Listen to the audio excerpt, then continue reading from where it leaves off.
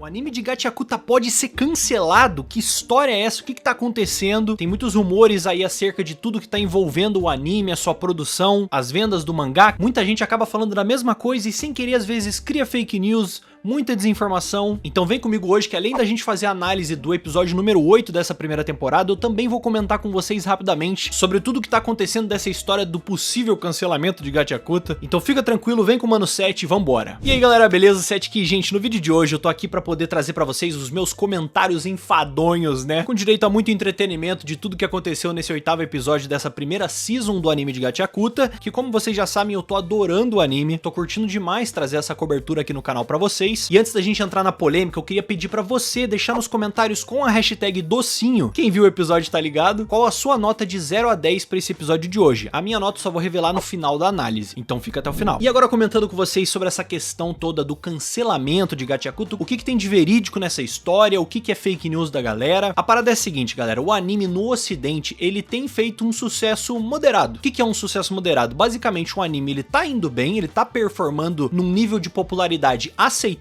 porém talvez aquele mega hit que se esperava de Gachakuta no ocidente principalmente, ele não necessariamente aconteceu, entende? Referente às vendas de mangá, por exemplo, ele também tem vendido bem, porém nada assim, uau, nada incrível, números assim excelentes, infelizmente ele não tá nesse nível. Eu não entro nessa porcentagem da galera que não comprou, tá? Porque eu tenho todos os mangás de Gachakuta na minha estante e inclusive incentivo você a comprar, não deixa de dar uma olhadinha no link da Mundo dos Infinitos aqui embaixo, que vocês sabem que o Setão é parceiro e tem cupom de desconto. Mas falando sério, deixando o merchan de lado, cara, a realidade é que nem tudo vai emplacar de primeira. Essa é uma parada que eu vejo que muita gente tem dificuldade de entender dentro da indústria dos animes e mangás. As pessoas hoje em dia querem muito imediatismo pras coisas. E de certa forma eu até entendo as empresas pensarem assim, só que, cara, os fãs pensarem da mesma forma, eu acho que às vezes é meio preocupante, sabe? Se eu for pensar num exemplo que eu tenho certeza que todo mundo entende bem, é Solo Leveling mesmo. A primeira temporada não fez o sucesso estrondoso que a segunda fez, nem de perto, e todo mundo sabe disso. Assim como até hoje existe a questão de que Solo Leveling não performa muito bem no Japão, por exemplo. Isso, claro, tá atrelado a diversas outras questões, mas assim, acontece. E falando do caso de Gachakuta, como eu disse pra vocês, no ocidente ele tá performando bem, ok, na verdade, né, se for pra usar um termo melhor, porém na China e no Japão ele não tá performando legal. Aí não é nenhuma questão de, pô, tá indo ok, não, ele não tá indo bem mesmo. Tá bem claro que por lá tá rolando menos interesse pras pessoas consumirem e assistirem e falarem sobre Gachakuta. Se a gente olhar pelas plataformas assim que a galera gosta muito de usar de comparação, como MyAnimeList, os sites lá da China e do Japão, por lá Gachakuta não tá ocupando as primeiras posições como era esperado. E se a gente for olhar pro mercado do ocidente mesmo, qual que é a parada mais popular no momento, provavelmente assim, desses animes mais mainstream? Talvez o Dandadan, provavelmente? Acredito que deve ser. E querendo ou não, a gente tem que admitir, o Gachakuta não tá fazendo o sucesso que Dandadan faz. Ele não tá fazendo porque ele não é tão bom quanto? Não acho que seja por aí, sabe? Eu acho que talvez ainda leve um tempo pro Gachakuta engrenar de vez, principalmente pensando de que a gente tá falando de um anime que ainda vai ter 24 episódios a primeira temporada e tudo de uma vez. O anime ainda pode ter um boom, principalmente aqui no ocidente e lá no Japão e na China. Então isso a gente ainda pode aguardar ver o que acontece. E referente ao mangá, aí já é um pouco mais complicado, porque as vendas elas têm se mantido mais ou menos na mesma coisa que estavam no início, e a gente sabe muito bem o impacto positivo que o anime tá performando bem e estar muito popular pode impactar diretamente nas vendas do mangá. Então é possível que em algum momento dessa primeira temporada do anime aconteça uma virada de chave que impulsione o mangá e automaticamente também comece a performar melhor na China e no Japão. De qualquer forma, a gente não tem o que fazer além de aguardar pra ver o que acontece. E sobre a questão de ser cancelado, a realidade é que não tem nada oficial sobre Gachakuta ser cancelado, pessoal. Se você viu em algum lugar falando que vai ser cancelado, pode ter certeza absoluta de que é fake news. A única coisa que a gente sabe que tá rolando é, não está performando tão bem o anime na China e no Japão, se esperava de que pelo menos em um desses lugares performasse bem, e no ocidente como um todo tá ok, mas poderia estar melhor. É isso que a gente tem de dados. Não foi dito em lugar nenhum que o anime vai ser cancelado, que o mangá vai ser cancelado, então eu acho que essa preocupação não é algo pro momento. De coração mesmo, eu tô zero preocupado com a possibilidade disso rolar, porque no momento não tem nada que indique isso acontecer. Ainda mais porque a gente nem sabe se sequer tem uma segunda temporada já meio que dentro do contrato do que o estúdio planejou pro anime, então é melhor nem perder a cabeça no momento. Bom, pessoal, acho que referente ao assunto aí do possível possível cancelamento que muita gente tá comentando por aí e dessas fake news que acabam surgindo, é isso. Agora, claro, eu convido você pra vir comigo pra minha análise desse 8º episódio, que a gente tem bastante coisa pra comentar, porque a gente tem muita teoria acontecendo no momento, então vem comigo, fechou? O episódio de hoje começou com um climinha depressivo, nossa senhora, cara, mas também olha tudo que aconteceu no último EP, né? O Rudinho, coitado, tá todo tristonho ali, com toda a situação do Gris. O Andy mesmo chega do lado dele assumindo muito esse papel de quase como se fosse um irmão mais velho pro Rudo. E ele tenta passar a visão pra ele, falando pra ele levantar a cabeça, de deixar claro de que o Gris sabia o que ele tava fazendo ao se meter nisso tudo. Pensando nisso, eles entram na base e a gente tem a reviravolta de que, na verdade, o Gris não está morto. Assim, a essa altura do campeonato, eu meio que já tinha imaginado que ele não tinha morrido mesmo, mas o Rudo, coitado, tava perdido. Ele achou realmente que o Gris tinha ido de Vasco. Não é à toa que depois de entender tudo, o Andy zoa muito o Rudo, faz um carinho na cabeça dele e deixa claro, pô, então era por isso que você tava daquele jeito. Você achou que o cara tava morto, pô. E é aquela coisa, né? Explicações a gente recebe da própria boca do dito cujo, né? O Gris deixa claro tudo o que aconteceu ali, de como que ele tá vivo, isso graças à equipe médica dos zeladores, mas especificamente a uma pessoa, a Aisha Stilza, que se trata da única pessoa que é uma Giver com poderes ali envolvendo cura. É uma Giver curandeira, né? Muito bonitinha, que ela é toda tímida também, é bem fofinho. Inclusive, vendo esse episódio e especificamente essa parte dessa cena aí do Gris, eu não posso deixar de traçar um paralelo de comparação do Gris com o Rengoku de Kimetsu, porque na moral, a vibe que o Gris passa é muito a vibe do Rengoku. O estilo de discurso dele, a forma que ele se comunica com os outros, a própria motivação que ele tenta dar pros outros personagens, cara,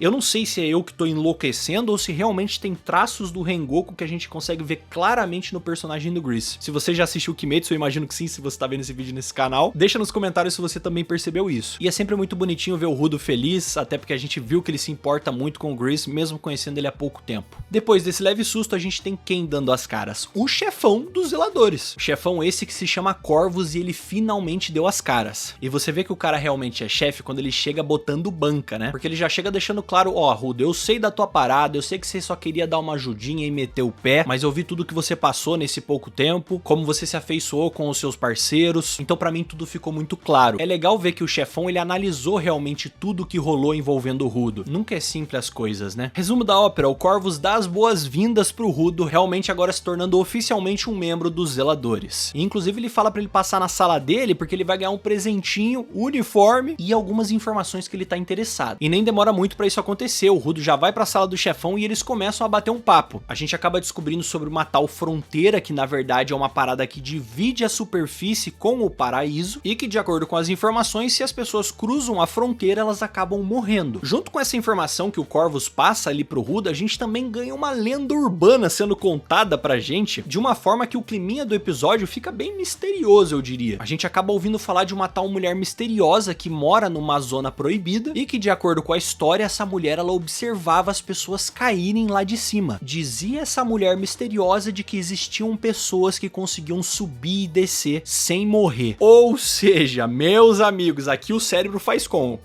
Aparentemente existe uma forma de você se locomover entre os lugares, a superfície, o paraíso, sem se machucar, nem sem morrer no processo. Porém a questão é como? Será que tem a ver com algum poder que é necessário? Será que tem a ver com alguma arma específica? Na boa, a essa altura do campeonato eu acho que minha teoria mais fraca seria que isso talvez tenha alguma ligação com aquele conjunto de luvas do Rudo, que talvez esteja ligado a outra coisa muito grandiosa. Pelo menos essa é a teoria que eu tô fazendo no momento. Não precisa comentar se eu tô certo ou não, mas deixa nos comentários qual a sua teoria também. Depois de todo esse papinho do chefe com o Rudo aceita, né, a proposta do chefe de ir até esse local pra tentar achar essa mulher e conseguir essas informações, só que obviamente se trata de uma jornada perigosa, então talvez o Rudo não quisesse aceitar, mas a gente já sabe que ele vai aceitar, porque ele aceita, né? E eu vou deixar esse momento do vídeo pra apreciar o uniforme novo do Rudo, porque, cara, ficou legal demais. Eu já não aguentava mais o Rudo com aquele moletom azul lá dele, ele tava precisando de uma roupinha nova e esse uniforme nele ficou muito legal, mas é levemente engraçado, porque como o Rudo é muito magrinho, tadinho, a roupa fica meio diferente nele, mas eu acho que isso é o charme. Depois de toda essa parte do episódio, a gente tem um momento muito aleatório, que nessa parte do EP a gente não entende que diabos tá acontecendo, porque tem uma bola gigantesca no meio do corredor, e o Zanka mesmo que tá ali, ele não entende o que é aquilo. A gente corta disso e vai pro Rudo tentando ir até esse local onde o chefe falou pra ele. O Rudo sempre mete louco, né? Ele acabou de escutar que é perigoso, é uma parada realmente que não é pra ser feita de maneira precipitada, e a primeira coisa que ele tenta fazer, eu vou lá. vou atrás. Maluco, né? Ele obviamente leva um puxão de orelha do Enjin, que chegou ali pra falar, meu filho, calma lá, dá uma segurada aí, garotão. É melhor ir preparado, em grupo, entendendo melhor os seus poderes, já que agora a gente começou a avançar nesse quesito. Então nada de agora. Rola também uma parada nessa parte do EP que eu achei muito interessante de se pensar e refletir um pouco, que é a questão de que ser um giver não tem nada a ver com você ser bom ou mal. Até uma pessoa ruim pode tratar muito bem um objeto, assim como uma pessoa muito boa pode tratar muito mal um objeto. Então uma coisa não tem nada a ver com a outra. É aquela famosa filosofia de que o bem e o mal podem ser relativos. É interessante ver como o Rudo vê essas questões que pra ele não pensa muito no dia a dia, obviamente, mas sempre que ele tem a oportunidade de ter uma reflexão sobre algum desses assuntos, ele realmente pensa sobre a parada, não é só à toa. Vai agregando na personalidade do personagem e trazendo um pouquinho mais de camada pra gente. Também acho válido ressaltar o Enjin contando de que as pessoas normais, entre aspas normais, podem acabar vendo de certa forma os givers como pessoas esquisitas, por serem meio que obcecadas com um objeto específico. O que de certa forma é bem verdade, viu? Mas qual que é o problema? Os esquisitos são sempre os mais legais. Depois disso tudo a gente tem uma pausa porque o Enjin falou pro Rudo que ele devia relaxar, só que a gente sabe como é que o nosso menino é, ele não consegue parar a cabeça dele em lugar nenhum. Como ele mesmo disse, eu só queria catar um lixinho, pô. E pra deixar o episódio numa vibe mais divertida, a gente tem a Ryo chegando no quarto do Rudo e convidando ele pra fazer um tour pela base dos zeladores. A gente vai fazendo esse tour junto com os personagens enquanto a gente começa a entender um pouquinho mais do próprio Rudo, enquanto ele vai reafirmando esse laço de amizade com a Ryo. E é engraçado essa cena do episódio porque a gente vê os dois balançando os braços assim, cara,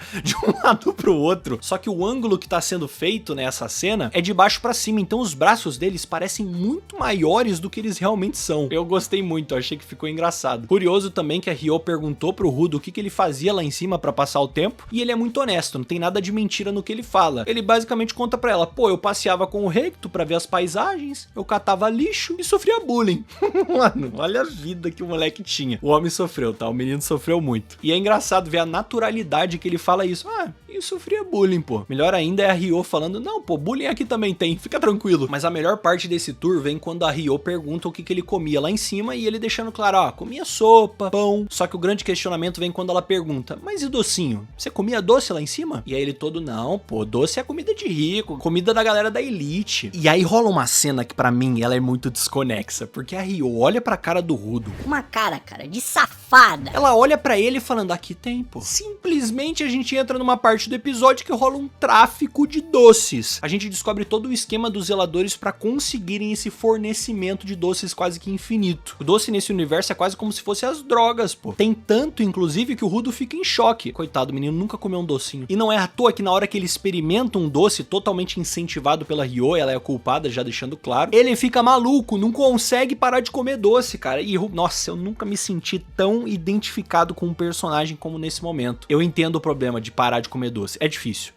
mesmo. E a melhor parte dessa sequência da história toda de doces, cara, é o garoto que chega com uma chupeta, do nada. Não sei se esse personagem vai ser importante no futuro, imagino que sim, pra ter uma chupeta com um design diferente. E o Rudo do nada entrega um pirulito pra esse garoto da chupeta. Só que quando o moleque estende a mão, ele olha pro Enjin, o Rudo, falando, pô, esse mimado tá querendo meus doces. É sensacional essa parte, eu gostei muito, é divertido, pô. É isso que eu gosto, entretenimento. No final das contas, o menino não se aguentou, comeu todos os doces. Sim, é isso mesmo. O Rudo acabou com o estoque de doces da base dos zeladores. E aí eu te pergunto, vocês lembram daquela bolota gigante que a gente viu no corredor antes, no meio do episódio, que apareceu do nada? Então, essa bolota, na verdade, é o Rudo. O Rudo se tornou um balãozão gigantesco de tanto comer doce. Mas é interessante perceber que ele não perde a essência do personagem, mesmo ele tendo se tornado um balãozão gigante. A primeira coisa que ele fala quando ele dá de cara com o Zanka é, ô seu merda. Genial, cara. Depois da cena do balão, a gente vai pra parte do episódio que seria a etapa final pra compreender toda a questão aí dos poderes do Rudo, que até então a gente sabe que permanecia meio que um mistério. O Zanka junto com o Enjin e a Ryo, eles estão lá fora com o Rudo, e já logo de início a gente já vê um alto poder de dedução e de análise por parte do Zanka, mostrando que de fato ele é o ideal pra ser o treinador do Rudo, porque ele percebe algumas coisas muito importantes relacionadas a como funciona, ou melhor, pode funcionar, né, os poderes do Rudo. A gente acaba descobrindo que o Rudo só consegue usar o seu poder com objetos que foram descartados ou largados por outras pessoas. luvas? Basicamente, o lixo, né? Se ele pegar um objeto que não se trata de lixo propriamente, não vai funcionar os poderes dele. A gente vê o Rudo entrando nesse streak de transformar seguidas vezes os objetos, e aparentemente existe um limite até ele entrar em exaustão total, sangrar pelo nariz e cair no chão. Parece que esse limite são 3 objetos em seguida, mas eu não sei se eles quiseram passar aqui, ó, realmente são 3 objetos e aí não passa disso, ou se ele consegue alguns, mas não tantos. Eu fiquei meio confuso, confesso. Deixa nos comentários se você sabe a resposta. Só que aí, meus amigos, a gente entra numa teoria envolvendo as luvas do Rudo aqui que, meu Deus do céu, aparentemente quanto mais tempo você passa cuidando de um objeto, maior é a qualidade e nível que ele vai ter no futuro. Basicamente, pelo que eu entendi, quanto mais tempo, né, você cuidou, você vai tornando o objeto mais amadurecido, e assim o poder sendo intensificado de certa forma. Então, no caso do Rudo, como ele tem essas luvas desde criança e desde pequenininho ele cuidou delas como se fosse a coisa mais importante do mundo pra ele, o nível de amadurecimento dessas luvas tá colossal, e por conta disso a exaustão que ele sente é muito grande, justamente por conta da qualidade desse poder. Eu acho que é mais ou menos isso que eu entendi. Se eu fui por algum caminho errado, já me corrige nos comentários, eu peço por favor, tá? Só que assim, não tem como eu não teorizar junto, porque a gente sabe que se trata das luvas do Rudo, e as luvas dele fazem parte desse tal conjunto aí misterioso, que aparentemente pode ou não ser uma arma muito poderosa. Então eu acho que talvez essa intensidade que a gente tá falando, talvez esteja ligada a isso. A gente também entende nessa parte do EP qual que é o limite dos poderes do Rudo de certa forma, graças a Ryo e o seu poder de percepção também, que foi muito bom. No final das contas, o Rudo ele pega os objetos, extrai o melhor deles, e depois que eles cumprem o seu propósito, aí sim eles se desfazem, que foi exatamente o que aconteceu com o talismã do Grease. Não foi culpa do Rudo, ele não fez nada de errado, ele só fez o que ele tinha que fazer. Eu acho que todo esse conceito, essa ideia em volta do poder do Rudo é muito maneiro o jeito que ela é apresentada. Você conseguir extrair o máximo daquele objeto, da maneira mais única que seja, eu acho em particular uma ideia bem interessante. A gente também vê o Rudo nessa parte aprendendo que ele tem que dar um nome para suas luvas, porque até então elas não têm um. Inclusive já deixa nos comentários qual nome você daria para as luvas do Rudo caso você tivesse elas. E chegando na última cena do episódio, que momento, a gente já teve coisas parecidas acontecendo, dessa vez com outro personagem. O chefe dos arruaceiros, dos bandidos, aparece finalmente. De costas, mas aparece. O Jabber e a garota também estão por ali, mas o detalhe não tá no Jabber nem nada, e sim no símbolo nas costas do chefe dos bandidos. Pelo que eu vi ali na hora, o símbolo que tá nas costas do chefe dos bandidos é o mesmo símbolo que tá nas luvas do Rudo. E esse chefe doidão aí da cabeça parece que tá atrás do tal conjunto guardião. Mas aí eu te pergunto, o que diabos é um conjunto do guardião? Será que são vários itens? Tipo, tem a luva, tem a bota, tem essa parada das costas que ele tá usando? Será que tudo meio que forma uma armadura, talvez? Eu não sei lá, cara, eu tô na teoria maluca aqui. De qualquer forma, pessoal, o episódio acaba exatamente aí. A gente fica exatamente nesse sentimento, nessa sensação de ficar teorizando um monte de coisa, porque várias paradas foram apresentadas pra gente, mas a gente não teve todas as respostas ainda. De qualquer forma, eu gostei muito do episódio, pessoal. Eu sei que é um episódio meio que de transição, de certa forma. Ele não vai ser tão intenso como foi o outro, a gente não teve luta hoje. Tivemos momentos engraçados, momentos divertidos, muita explicação sobre vários assuntos, muitas perguntas foram jogadas na nossa cara também pra gente teorizar, como eu expliquei. Então é complicado a gente esperar algo magnífico que nem foram os últimos. Não acho que seja um episódio ruim, longe disso, mas também não acho que seja um episódio nota 8,5 por aí. E é já pensando em nota que eu vou falar a minha nota de hoje. De 0 a 10, 7,5 é a minha nota pra esse episódio de hoje. Foi legal, me diverti, deu sequência a várias coisas que precisavam avançar na história, principalmente a oficialização do Rudo dentro da equipe dos zeladores, a apresentação do chefão também, que foi muito interessante. Tô curioso pra ver mais desse personagem, e é sempre divertido e engraçado ver como funcionam os bastidores da base dos zeladores, né? Eu acho que o próximo episódio pode ser melhor que esse, eu tenho quase certeza que vai. E claro, eu quero saber o que você achou do episódio. Não quero saber só a nota de vocês, eu quero saber as opiniões, os hot takes, o que vocês estão curtindo, o que vocês não estão gostando. Deixa nos comentários. Aguardo vocês semana que vem pra próxima análise. Então é isso aí, galera, eu vou ficando por aqui, um abraço, até mais e falou!